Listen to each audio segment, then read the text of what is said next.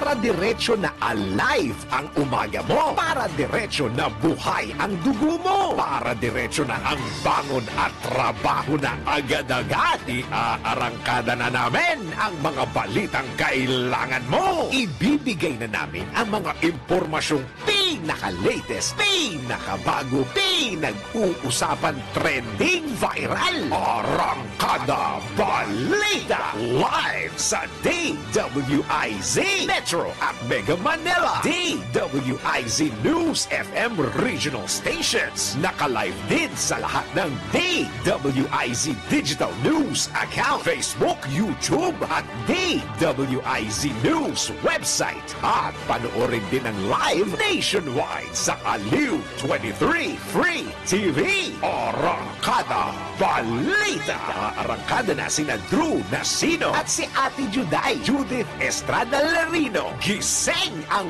morning mo sa Arangkada Balita. Magandang umaga po ng Huwebes sa inyong lahat mga kaibigan. Samahan niyo po ang inyong lingkod, Judith Estrada Larino, sa pangalan ni Drew Nasino para sa isang oras sa panibagong balitaan dito sa Arangkada Balita. Arangkada Balita. Ngayon nga po ay araw ng Huwebes, January 11, 2024 at narito na ang ating headlines. Arangkada Balita. Pangulong Ferdinand Marcos sumaasa sa clemency kay Mary Jane Veloso. Pamilya nito nananawagan o may panawagan kay Indonesian President Joko Widodo. Arangkada Balita. Isinusulong na pagpapaliban sa deadline ng PUV consolidation na sa committee level ng Kamara. Arangkada Balita. Dahil sa kuryente, nakaumang na ngayong buwan, dagdag singil, posibleng masundan pa. Arangkada Balita. Balita sa ibayong dagat, internal armed conflict idineklara sa Ecuador. Arangkada Balita. Sa balitang pambalakasan, Meralco Bolts biningwit ng Phoenix sa score na 93-83. Arangkada Balita. Sa mundo naman ng showbiz, concert ka Queen at King Martin Rivera at Pops Fernandez at Martin Rivera, may love quarrel pa nga ba? Arangkada Balita. At sa ating viral news, second monthsary ang bonggaha ng magkasintahan, ipinatarpulin pa, netizens na pa sana all. Drew Nasino at si Ate Juday. Arangkada Balita.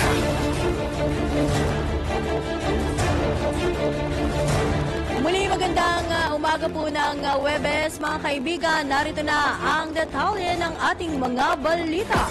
Arangkada Balita.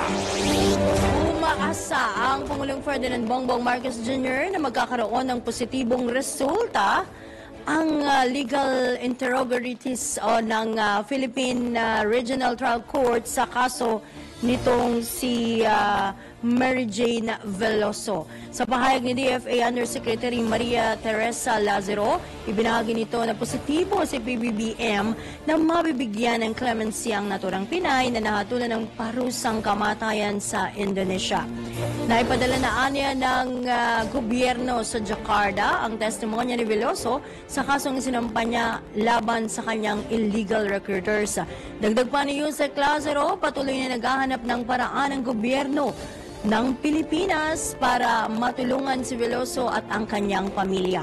Sa katunayan niya ay nakasama ni Veloso ang kanyang pamilya noong Pasko sa tulong ng DFA at ng Philippine Embassy dyan sa Jakarta. Arangkada Balita.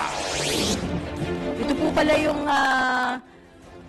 tinutukoy na legal interrogatories. Ayan, naku, napakalalim nga naman. Anyway, tayo po umaasa na mabibigyan nga po ng clemency ang ating kababayang si Mary Jane Veloso.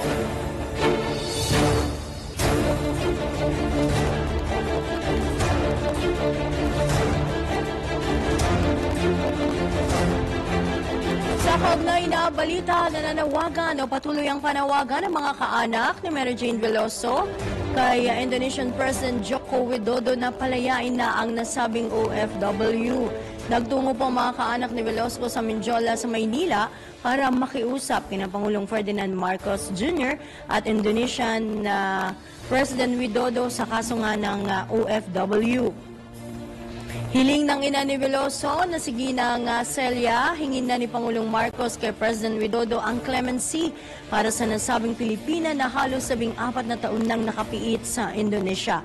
Ayon naman sa panganay na anak ni Veloso na si Mark Daniel Candelaria, mahirap nang lumaki ng walang magulang at tila napanghihinaan na ng loob ang kanyang ina sa loob ng kulungan. Matatanda ang hinatulan si Veloso ng parusang kamatayan sa Indonesia noong 2015 matapos makitaan ng halos 3 kilo ng heroin ang kanyang bagahe. Subalit mansamantalang tinigil ang parusang kamatayan sa nasabing Pilipina nang sumuko ang kanyang mga recruiter na sina Maria Cristina Serio at Julius Lacanilao na itinuturong nagbigay sa kanya ng bagaheng may lamang droga. Arangkada Balita! Samantala, sumabak na sa bilateral meeting sina Pangulong Ferdinand Bongbong Marcos Jr. at Indonesian President Joko Widodo. Nabatid na dumating si Indonesian President Widodo sa Malacanang at sinalubong ito mismo ni Pangulong Marcos at ang mga opisyal ng bansa. Matapos ang arrival honors, pumirma si President Widodo sa official guest book ng palasyo. Kasunod nito ay sumalang ng dalawang leader sa bilateral meeting sa State Dining Room. Bukod kina Pangulong Marcos at President Widodo, nasa nasabing pulong din sina Executive Secretary Lucas Bersamin, Foreign Affairs Secretary Enrique Manalo, Trade Secretary Alfredo Pascual, Defense Secretary Gilbert Chidoro, Transportation Secretary Jaime Bautista, Energy Secretary Rafael Lutilia, itong si Advisor Carlito Galvez Jr., PCO Secretary Cheloy Garofil, at kanilang Indonesian counterparts. Arangkada Balita!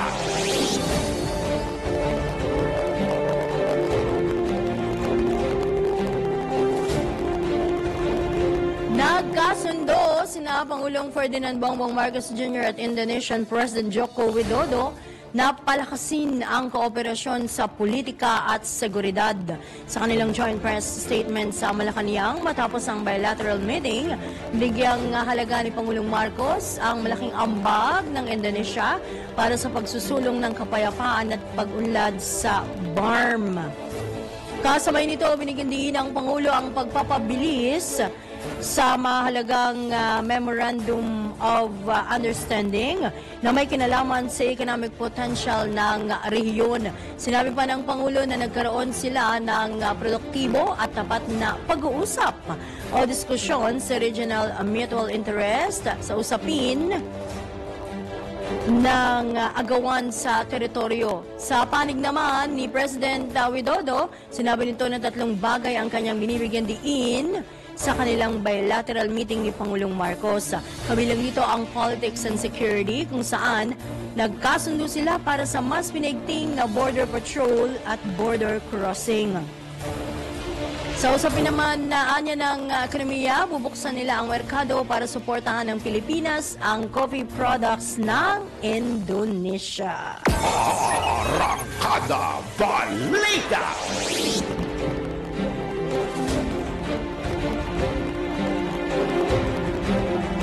Sa kaugnay pa ring balita, hiniling itong si Indonesian President Joko Widodo kay Pangulong Ferdinand Bongbong Marcos Jr. na suportahan ang procurement ng anti-submarine aircraft ng Philippine Navy. Ginawa ni President Widodo ang pahayag sa bilateral meeting ng dalawang leader na ginanap sa palasyo ng Malacanang. Hindi naman idinetalye ng Indonesian President kung anong model ng aircraft ang ibibenta ng Indonesia sa Pilipinas. Samantala, hindi naman nagbigay ng pahayag ang Malacanang kaugnay sa naging statement nitong si President Widodo. Arangkada Balita! Mukhang sadyang naging mabunga noong unang araw ng paghaharap ni na Pangulong Marcos gayon din ni President Widodo. Ito pa ang latest kaugnay dyan. Tututukan po ng Pilipinas at Indonesia ang pagharap sa regional challenges. Ito naman ay sa pamamagitan ng pagpapalakas ng ugnayan sa usaping pang-depensa at seguridad, kalakalan at infrastructure development. Sa kanyang opening statement sa kanilang bilateral meeting ni Indonesian President Joko Widodo sa Malacanang, binigyan din ni Pangulong Ferdinand Marcos na mahalagang magkaisa ang dalawang bansa sa mga hamon sa rehiyon. Ibinida naman ni PBBM na ang matagumpay niyang biyahe sa Indonesia noong 2022 ay hindi lang testamento ng lumalawak na bilateral ties ng magkabilang panig o ng dalawang bansa, kundi upang makabuo ng mga bagong partnership at collaboration sa iba't ibang larangan o sektor tulad ng renewable energy, creative economy at iba pang industrial development. Tiniyak naman ni President Widodo ang kanyang commitment sa pagpapatatag ng kooperasyon sa border security, bagamat may ilang issue pa anyang dapat resolbahin. Arangkada Balita!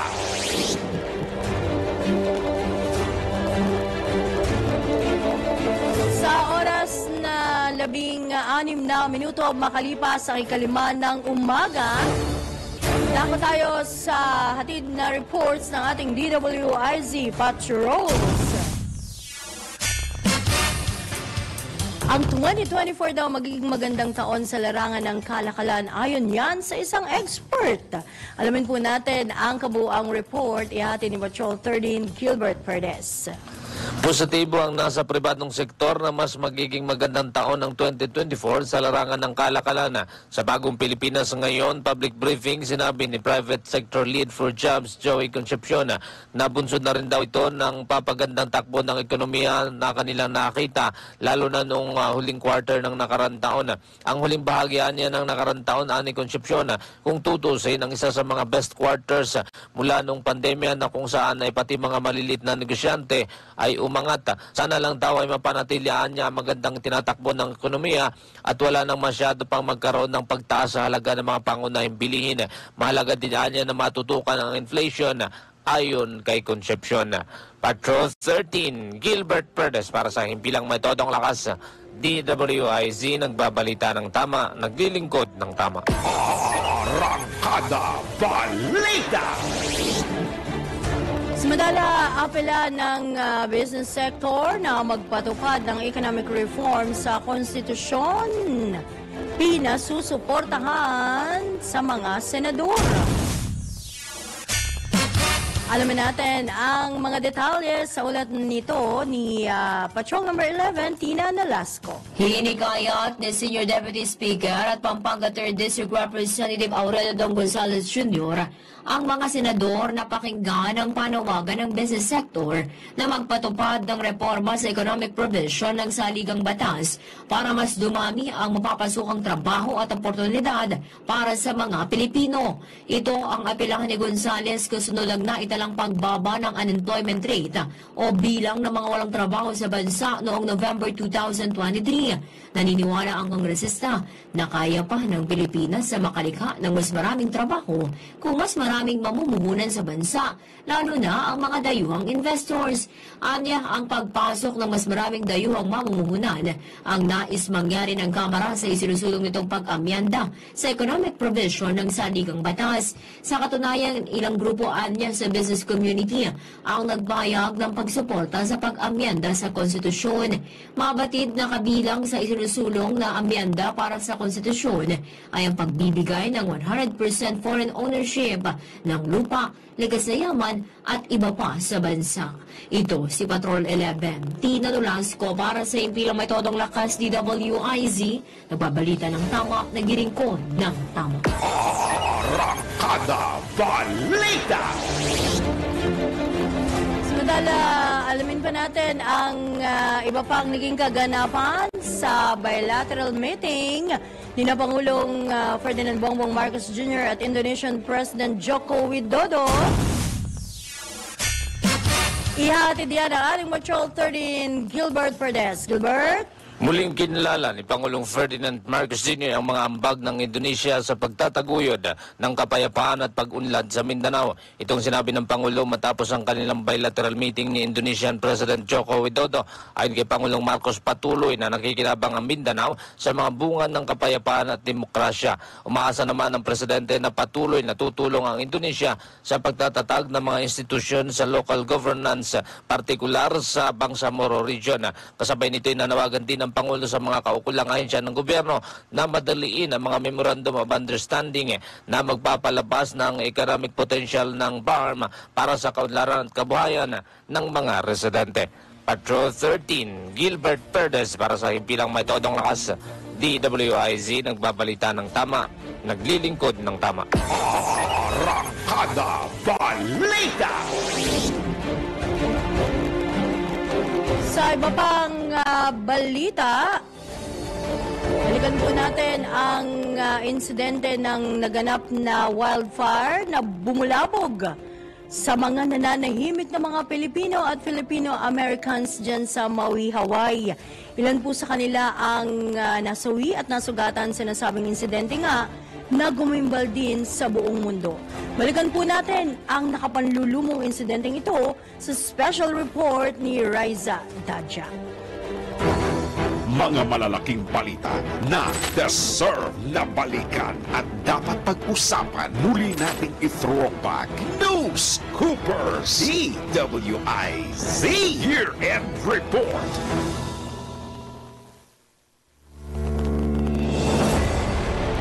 Agosto 8 nang magulanta ang buong mundo sa pagsiklab ng seri ng wildfire sa isla ng Maui, Hawaii sa Estados Unidos. Ang nasabing wildfire ay nagdulot ng malawakang pinsala kabilang ang pagkasawi ng halos 100 katao at dahilan ng evacuation ng mga residente, partikular sa bayan ng Lahaina, silagang kanlurang baybayin ng Maui. Kinilala ni Hawaii Consul General Emil Fernandez ang ilan sa mga Pilipinong nasawi sa trahedya na sina Glenda Yabes, 48 anyos, mula sa Ilocos at ang 7 miyembro pa ng Yabes household na sina Angelic Baclig, Joel at Adela Villegas, June Mark at Felimon Quijano, Lydia Colomo at Luz Bernabe. Kabilang din sa mga kinilala ng konsuladong nasawi sa wildfire sina Rogelio Mabalot, 68 years old, Salvador, 77 years old at Rodolfo Rocutan, 76 years old.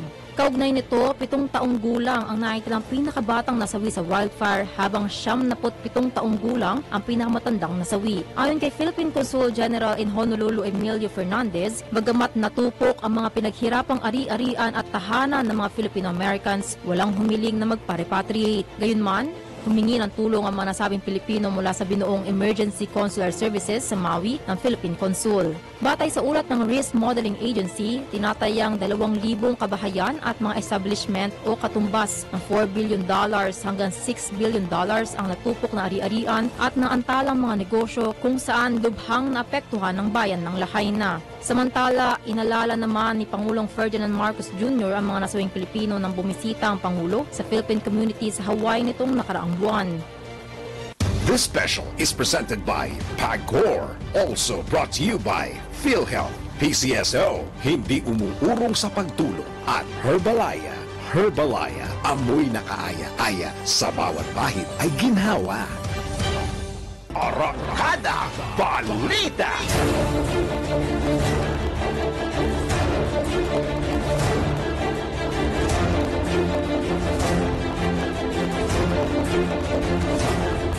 Magandang umaga po muli. Balikan natin ang ikalawang bugso ng ating balitaan sa Thursday edition ng Arangkada Balita. Arangkada Balita! Inaprubahan ng House Committee on Transportation ang motion ni Laguna Representative Dan Fernandez na hilingin kay Pangulong Bongbong Marcos Jr. na ipagpaliban ang deadline para sa consolidation ng prangkisa ng mga PUV operators sa ilalim ng modernization program. Naniniwala si Congressman Fernandez na dapat lamang itong ipagpaliban upang bigyan daan ang Department of Transportation na tugunan at solusyonan ang mga problema sa nasabing programa. Ilan lamang dito ang pagpapanatili ng iconic na itsura ng jeep, assessment sa magiging halaga ng pasahe, panuntunan sa pagpili ng modernong jeepney at ilang issue sa pagitan ng mga jeepney drivers at kanilang operators o kooperatiba kung saan sila kabilang. Kagad namang inatasan ni Committee Chairman at Antipolo Representative Romeo Acop ang Committee Secretariat na balangkasin ang naturang resolusyon para maaprubahan sa susunod na pagdinig. Arangkada Balita! Ang panig muli ng Department of Transportation, iginit nitong hindi nila pinipilit ang mga kooperatiba na bumili lamang ng gawang China na modern jeepney.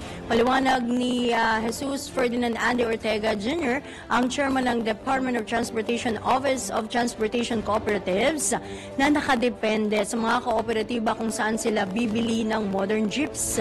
Matatanda ang inatasan ni House Speaker Ferdinand Martin Romualdez, ang House Committee on Transportation, na suriin ang mga sinasabing korupsyon sa conceptualization at planong implementasyon ng modernization program. Nilinaw naman ng Land Transportation Franchising and Regulatory Board na hindi sila makakapagdikta kung anong brand o model ng modern jeeps ang dapat bilihin ng mga kooperatiba at operators para sa PUV modernization program ng gobyerno. Ayon dito kay Transportation Chairman Ortega, maaaring tumutol ang ilang grupo sa PUV modernization dahil lamang sa ulat na pinapaboran ang minibuses na gawa mula sa China. Arangkada Balita!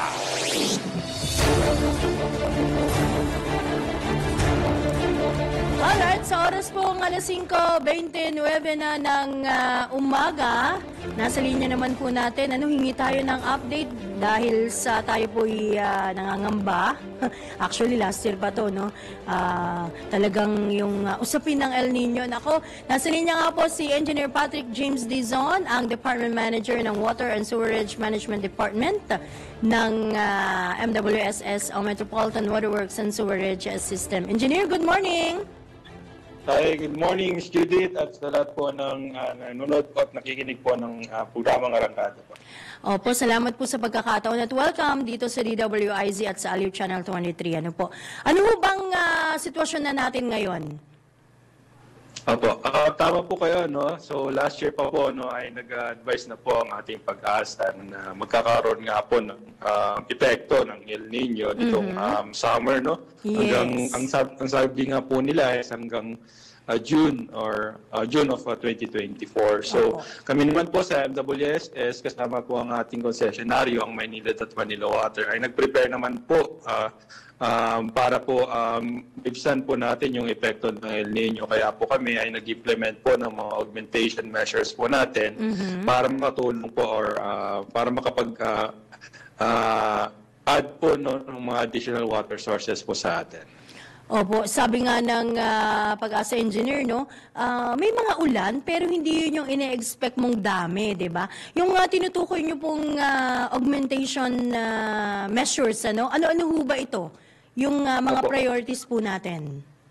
Unang-una po, no, sa ating Angat Dam, kasi po ang ating Angat Dam ay dito po natin kinukuha yung 90% na sinusupply po natin sa Metro Manila, Cavite, Rizal sa Kabulacan. So kami po sa MWSS ay nag-request po talaga sa National Water Resources Board na patayasin po yung normal high water level po niya na supposed to be nasa 212 lang po noong December. Pero nag-request po kami na patayasin po ito hanggang 214 para magkaroon po tayo ng mga additional buffer ng tubig.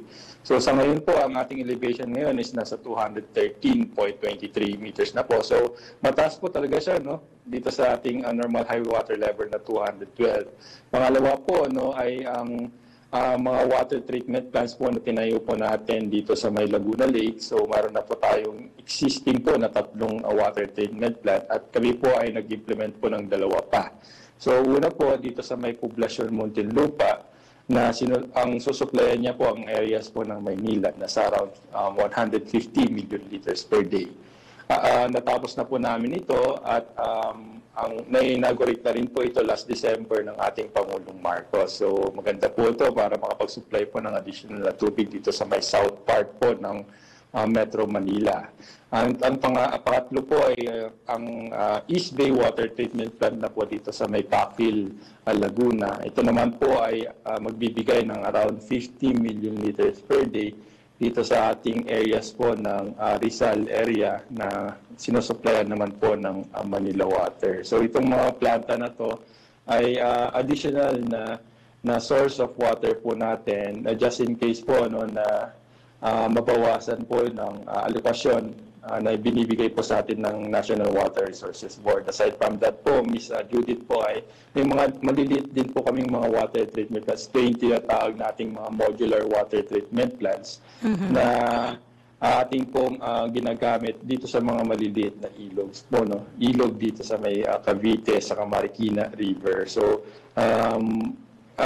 itong mga planta na to ay mga additional na pwede nating gamitin.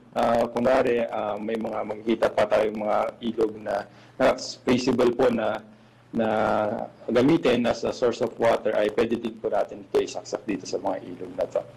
Opo, oo. Pero sa tingin nyo, sasapat na rin itong mga treatment plants na ito o yung mga modular na tinutukoy nyo, engineer? Opo, talaga naman po sa MWSS is team po namin is sufficient na po ito. Kasi nga po, ang unang-una sa Angat Dam ay dapat hanggang 212 lang po ito, pero may additional buffer na po tayo para makatulong po, no? Just in case po na tumaas po yung consumption po or demand po ng tubig po ng ating mga customers during that summer. Kasi nga po, sabi nga po ng Pag-asa, ito po ay mainit po talaga yung epekto ng magiging El Nino sa ating mga kababayan nitong summer. Oo nga, naku.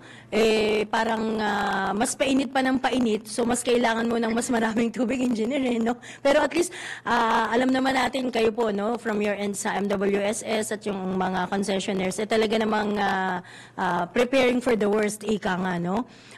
Ano pang iba pang mga aktibidad po o mga pinaplano nyo pa dyan sa MWSS engineer para mas dumami pa or at least makakuha ng mas dagdag pang supply ng tubig?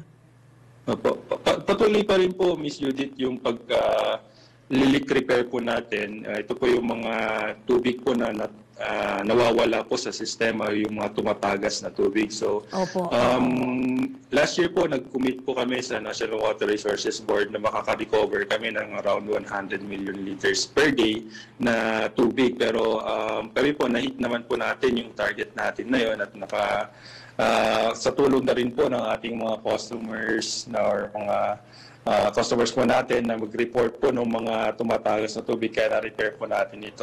At additional from that, yung mga deep wells din po natin na hindi po kasi ito pinapagamit po talaga ng National Water Resources Board sa amin kasi nga po nagkakaroon po ng land subsidence po, no?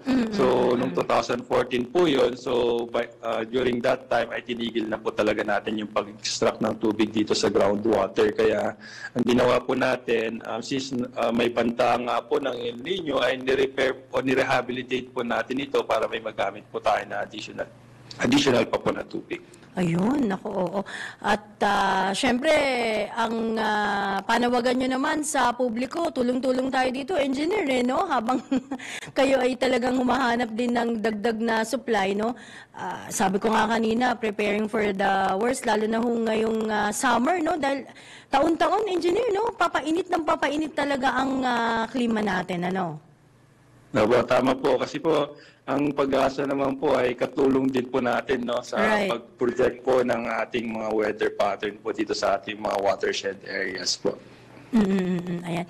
Meron pa ho ba kayong nais na ipanawagan, apela po sa, of course, sa national government, sa kapwa natin mga Pilipino, no?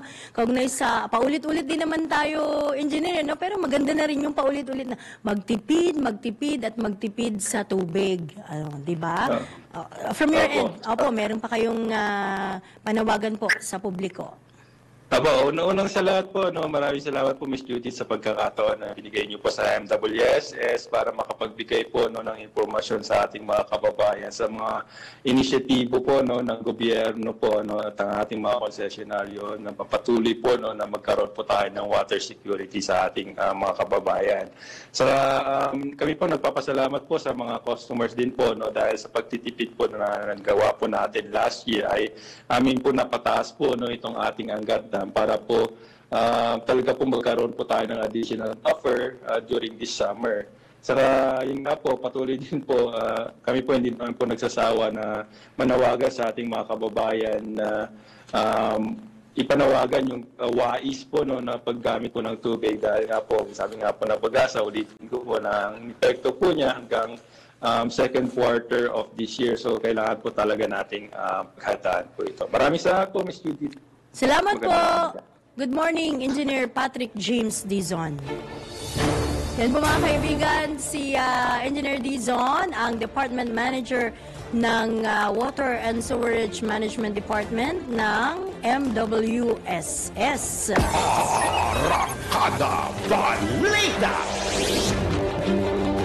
Ayan hindi sila nagsasawa o magsasawang ayon kay Engineer Patrick James Dizon, hindi sila magsasawang iapila o umapila o manawagan sa publiko, sa mga kapwa Pilipino natin na patuloy na maging wais sa paggamit ng tubig. Siyempre, dapat talaga naman ay magtipid. Pero minsan, sa totoo lang, yung mga nababanggit ng aking mga kapitbahay, pag sobrang init naman din kasi, di ba? Lalo na kung summer na mabilis lang ang panahon, Oo, mabilis lang yan.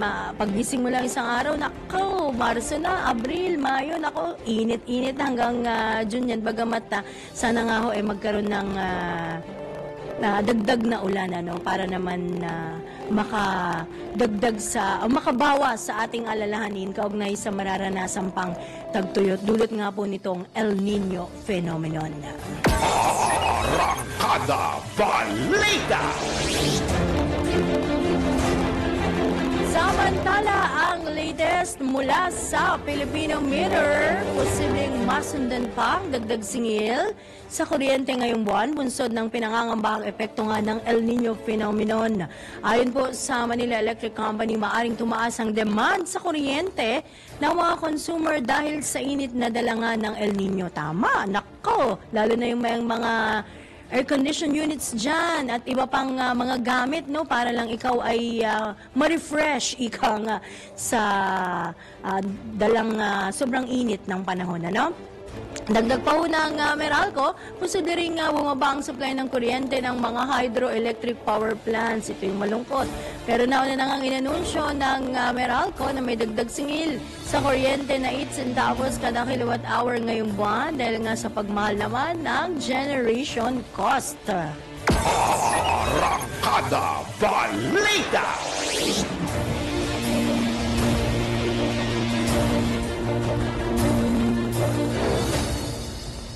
Sa iba pang balita, inaasahan ng ST Telemedia Global Data Centers Philippines ang pagtaas ng demand para sa mga data centers sa 2024, bunsod ng digital adaptation at paglaki ng populasyon ng bansa.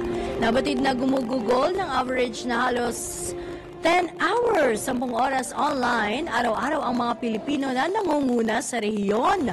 Mas pinalawig pa pinalalawig pa ang nasabing kumpanya, isang joint venture sa pagitan ng Globe, Ayala Corporation at ST Telemedia Global Data Centers upang matugunan ang lumalaking pangangailangan para sa data storage na pinaigting ng cloud adaptation, AI, at remote work, online services at 5G expansion.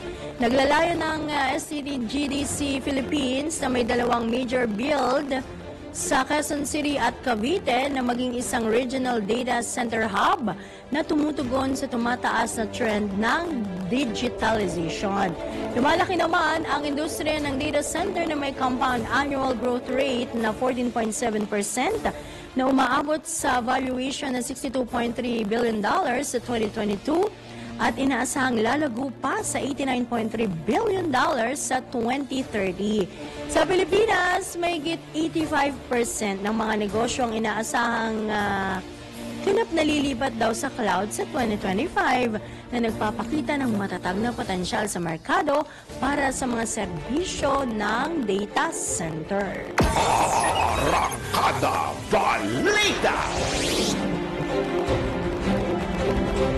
Balikan natin ang DWIZ Patrol Reports. Dalawang electronic bus gagamitin ng Cebu Pacific sa paliparan. Alamin natin ang mga detalye sa ulat ni Patrol 45, Raul Esperas. Gagamit na ng dalawang electric buses ang Cebu Pacific Airline. Ang seremonyas ay ginawa sa mismong tarmac area ng NAIA Terminal 1 kung saan ang General Manager ng Manila International Airport Authority na si Erica Castro Ines ang nanguna sa ceremonial cutting ng ribbon para sa paggamit ng Cebu Pacific ng dalawang electronic bus. Sangayon sa Cebu Pacific Management, ang electronic bus ay gagamitin ng mga pasahero para maitransport buhat sa terminal patungo sa mga nakapark na sasakyan o mga eroplano ng Cebu Pacific Airlines. At bahagi rin ito ng pagtulong para sa zero emission ng mga buses na gagamitin sa tarmac area ng paliparan. Ikinagalak naman ng Manila International Airport Authority ang sabing ginawang paggamit ng electronic bus ng Cebu Pacific Airlines at naniniwala si Erica Castro Ines, ang manager ng Manila International Airport Authority, na maging ang ibang airline ay gagamit na rin ng mga electronic vehicles para na rin sa zero emission ng kanilang mga sasakyan at makatulong sa ating kalikasan, lalong-lalo na sa paliparan. Raul Esperas, Patrol 45, nagbabalita ng tama, naglilingkod ng tama para sa impilang may todo lakas, DWIZ. Arangkada Balita! Sa iba pang balita, QCLGU na mahagi ng libreng HIV self-test kits sa mga residente. Alamin natin ang iba pang detalye sa ulat na ito ni Patrol 30, Jelly Mendez. Patuloy sa pamahagi ng libreng Human Immunodeficiency Virus o HIV self-test kits ang Quezon City Government para sa mga residente. Ito para masiguro ang kaligtasan at seguridad ng kanilang nasasakupan laban sa HIV virus at iba pang uri ng sakit. Inilabas din ng lokal na pamahalaan ang proseso sa pagkuha ng libreng self-test kits. Kabilang na dito ang pag-fill out ng form, paghintay sa verification sa pamagitan ng tawag o text at ang confirmation. Maaari ding mapag-ugnayan sa Quezon City Service Delivery Network para sa iba pang mga katanungan. Ito si Patrol 30 Jelly Mendez nag-uulat para sa impilang may todong lakas sa DWIZ, nagbabalita ng tama, naglilingkod ng tama. Kapag may bagong balita, naka-on air, agad-agad, DWIZ Patrol Report! Magbabalik po mga kaibigan ng ilang pang mga malalaking balita dito pa rin sa Arangkada Balita makalipas ang ilang paalala. At ang oras, alas 5:46 na ng umaga. Arangkada Balita! Masakit ba ang iyong ulat katawan dahil sa sobrang trabaho at iba't ibang stress sa buhay? Sandali, mag-break ka muna. Hindi lang simpleng break, mag-Herbalaya break ka muna. Hinga ng malalim at imasahe ang ulat katawan gamit ang Herbalaya Liniment Oil. Sa sakit ng ulat katawan, dito na tayo sa subok na, dekalidad at siguradong ligtas. Herbalaya, amoy na kaaya-aya, sa bawat pahid ay ginhawa. Mabibili sa mga butika at grocery stores sa inyong lugar. Also available in roll-on and cream. Kayang-kaya mo ang kahit na ano kung ikaw mismo ang gagawa nito. Let's learn new things sa DIY Do It Yourself. May kinakailangan bang itama na impormasyon sa iyong birth certificate? Nagkamali ba sa spelling, sa kasarian o kaarawan? O baka gusto mong magpalit ng unang pangalan? Well, wala nang dapat ikabahala dahil mayroon ng administrative process ang Philippine Statistics Authority para sa correction ng clerical o typographical error. Narito ang simpleng hakbang. Step 1. Kumuha ng kopya ng birth certificate mula sa Philippine Statistics Office. Step 2. Magpunta sa local civil registry office kung saan nakarehistro ang birth certificate at mag-file ng petition for correction of clerical error. Step 3. Magbayad ng filing fee.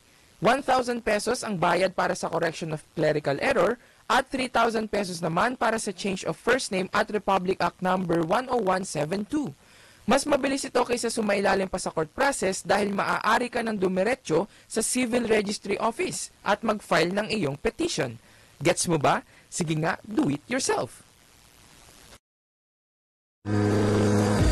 Bago maniwala sa mga claim-claim na yan, patunayan na yan sa Let's Prove It!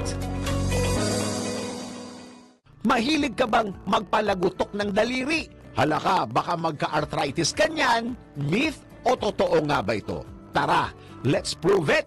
Ayon kay Dr. John Fackler, orthopedic surgeon sa Houston Methodist, na ang pagtunog o pag-pop ng iyong daliri ay dahilan ng tinatawag na vapor pockets. Ang vapor pockets ay lumilikha ng vacuum na mabilis na humihiwalay sa mga joints at tumatagal ito ng 20 minutes. Ipinaliwanag naman sa healthline.com na walang sapat na ebidensya o pag-aaral na nagpapatunay na ang vapor pockets ay nagdudulot ng arthritis. Ngunit ingat lamang sapagkat maaring ang madalas na pagpapatunog ng daliri ay magdulot ng pamamaga at paghina ng iyong kamao.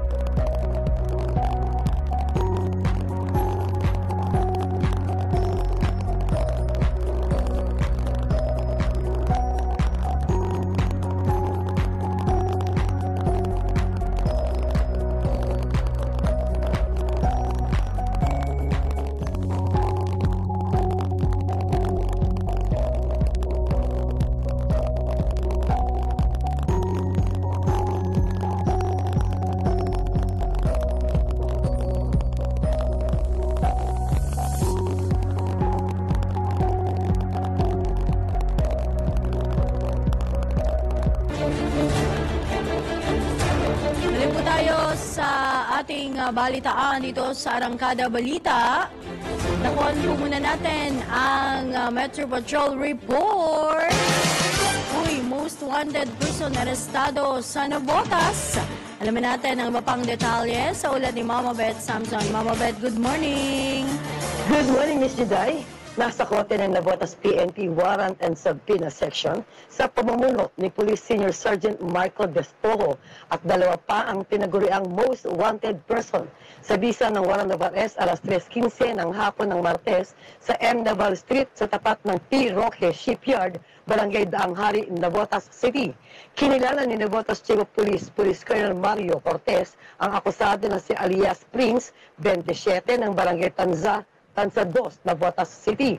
Ang warrant of arrest ay ipinalabas ni Honorable Mary Josephine Lazaro, Presiding Judge of RTC, 4th Judicial Region Branch 74, Antipolo City, noong February 5, 2019 sa kasong robbery. Nasa kustodya naman ng Navotas City Detention Cell ang akusado habang hinihintay ang commitment order mula sa korte. Metro Patrol Beth Samson para sa Himpilang Metodong Lakas, DWIZ. Nagbabalita ng tama, naglilingkod ng tama. Arangkada Balita! Sa iba pang balita, sinunod ng NGCP, National Grid Corporation of the Philippines, ang protocol na itinakda ng Energy Regulatory Commission sa pagtugon sa blackout sa Panay. Ito naman ang pinanindigan ng NGCP Head Clark Agustin sa pagdinig ng Senado sa naturang usapin. Ayon kay Agustin, batay sa kanilang datos, walang problema sa system voltage ng Panay Energy Development Corporation 1 bago mag-shutdown ang PAM Concepcion Power Corporation. Dagdag pa ng NGCP, matapos maayos ang operasyon ng PCPC, naging maayos ang supply ng kuryente sa Panay at wala nang napaulat na blackout. Arangkada Balita!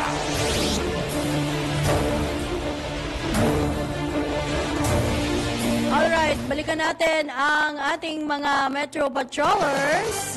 Naku, dalawang motorsiklo nagsalpukan dyan sa bahagi ng lungsod ng Maynila.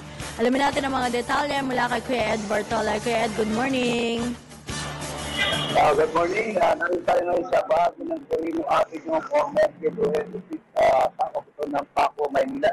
Kung saan ay dalawang motorsiklo ang nagsalpukan dito sa bahagi ng pinakalit ng itong Torino na patungong Pandakan.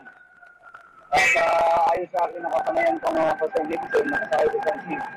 Nung makita niyo itong dalawang motorsiklo sa bukan ay bumabas at sa kanya ng traffic dito ang nagwala kayong notice. Samantala na dito sa kanya itong FTD at na-police district at dumating dito na Manila Disaster the doctor of the Management Office of Ambulance ng Manila. Sa ngayon ay pinasok sa ambulance at pangdamating.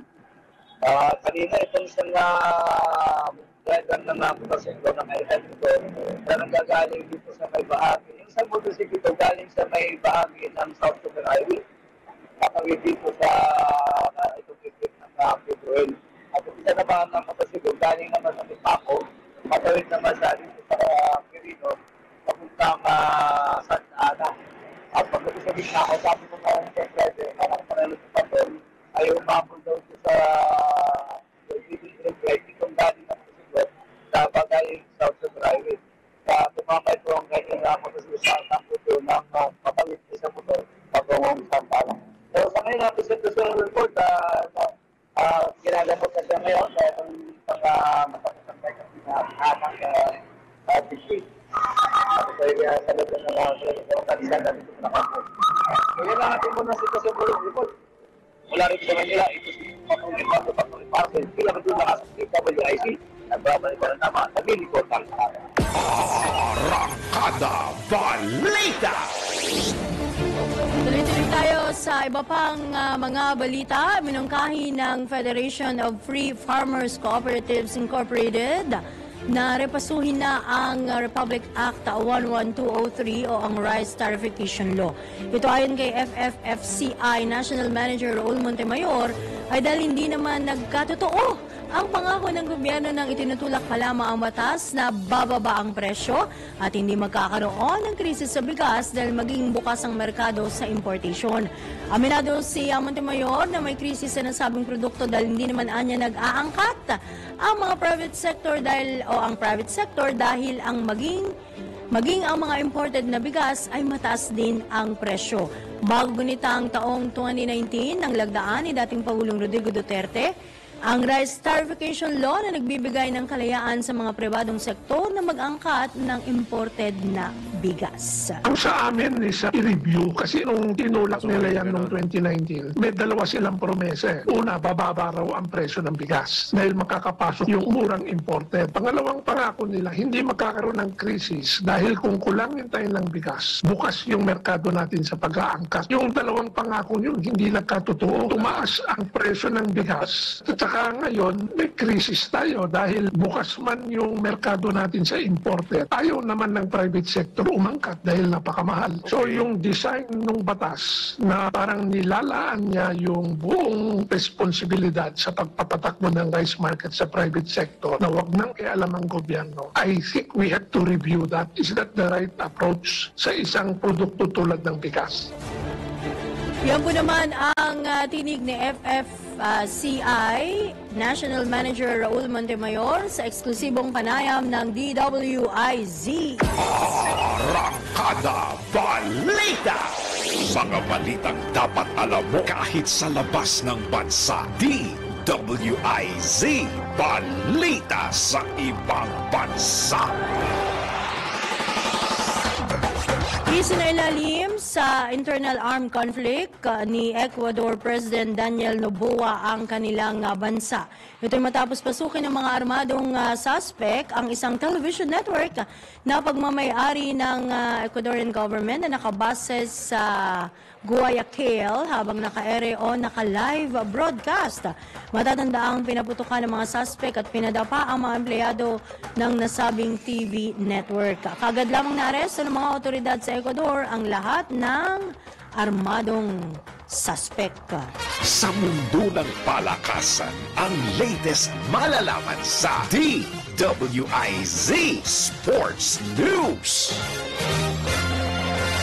Nasungkit ng Phoenix Super LPG Fuel Masters ang ikalawang pwesto sa 2023-2024 PBA Commissioner's Cup. Ito'y matapos pataubin ng nasabing kupunan ng Meralco Balls sa score na 93-83. Nanguna sa Phoenix ang magaling na manlalaro na si Jason Parkins na nakapagtala ng 27 points habang si Jonathan Williams III ay kumamada ng 19 points at 15 rebounds. Nakapag-ambag naman ng 13 points, 5 rebounds, 3 assists at isang steal itong si RJ Jazul. Sa ngayon hawak na ng Phoenix ang record na 8 wins at 2 losses. Ito na ang latest, bagong-bago, fresh na fresh, DWIZ Showbiz News. Eto, binunyag ni concert Queen Pops Fernandez na dumaraan pa rin daw sila sa tampuan niyang kanyang dating asawang harot nyo na si Concert King Martin Rivera. Di ba friends naman sila? Kwento ni Pops, nagkakaroon daw sila ng tampuan ni Martin, subalit alam nila kung paano ito susolusyonan. O yun naman pala mahabang panahon din niya ang lumipas bago umantong sa maayos na pagkakaibigan ang dating mag-asawa. Nagpaabot naman ng pasasalamat itong si Pops sa kanyang mga tagahanga o sa kanilang mga tagahanga at supporters na patuloy na nakakaalala ng kanilang wedding anniversary. Naku, magkahalong emosyon naman daw ang nararamdaman itong si Pops sa kanyang nalalapit. Ayun pala, may concert. Always Love concert sa meron pa pala Folk Arts Theater sa susunod na buwan. Nakantahan na ako ng mga Thunders Este Tandem nito. Alright, sa ating viral news, nako, eto, tila natapakan ng netizen ang buhok ng isang babae matapos ipatarpulin ng kanyang boyfriend ang kanilang ang pagdiriwang ng kanilang second monthsary. Second monthsary lang, ganda mo girl! Ha? Sa post po ng boyfriend nito na si Chester, mababatid na sinusuyo nito. Kamukha ni sino kamukha? Si Tito, oo nga. Ala, ang kanyang girlfriend na si Yunita. Yan ang sweet naman. Si Chester yung guy. Si Yunita yung girl. Diba? Ang pangalan ng babae, Nene. Uy, grabe ka. Batay sa caption ng post, huwag ka nang magalit. Happy second monthsary. Tara nito, magkano ka interpulin niya? Mahal yan ha, malaki-laki yan. Kwento pa ni Chester, ilang taon na kayo ha? Mag-aral muna kayo. Madalas at madaling kiligin ang kanyang girlfriend sa mga fictional character, subalit first time lang nitong ma-experience ang national fictional o non-fictional character tulad na lamang ng ginagawa ni Chester bilang first boyfriend nito. First boyfriend pala Ay! Sana all! Maharot kayo, mga inggitero at inggitera kayo. Sabayan niyo mga kaibigan ang isang oras sa ating balitaan dito po sa Arangkada Balita. Sa pangalan po ni Drew Nasino, ko pang inyong lingkod, Judith Estrada Larino, nagbabalita ng tama, naglilingkod ng tama. Samantala, susunod na! Uy, happy birthday pala kay Jonalyn Valdez ng accounting department natin, yung maganda dyan sa accounting. Lahat naman sila maganda. Ate Juby, hello. Ayan, susunod na po, programang Tandem. Kasama si John Ibanez at Drew Nasino.